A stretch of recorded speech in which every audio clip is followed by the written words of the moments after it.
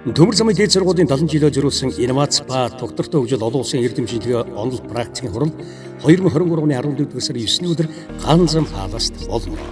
Тус эрдэм шинжилгээний хуралд төмөр замын үйл ажиллагаа эрхэлдэг байгууллагууд, ихтэй сургуулийн эрдэмтэд судлаачид, оюутнууд та бүхнийг өргөнөөр ирж оролцохыг урьж байна. Эрдэм шинжилгээний хурал төмөр замын менежмент техник технологи боловсрал гэсэн хоёр үндсэн сэдвээр явагдана. Олон улсын эрдэм шинжилгээ онол практикийн хурлын талаарх дэлгэрэнгүй мэдээллийг доорх QR кодыг уншуулан авна. Мэдүүлэг хүлээж авах хугацаа 2023 оны 9-р сарын 25-ны өдөр, судалгааны өгүүлэл илтгэл хүлээн авах хугацаа 2023 оны 10-р сарын 10-ны өдөр. Эрдэм шинжилгээний хурал 2023 оны 11-р сарын 9-ний өдөр ганцхан паласт 9 цагт эхэлнэ. Ерөнхий зохион байгуулагч Улаанбаатар төмөр зам хувь нийлүүлсэн нийгэмлэг техникийн бодлого стандартчлалын алба төмөр замын дэд сургууль.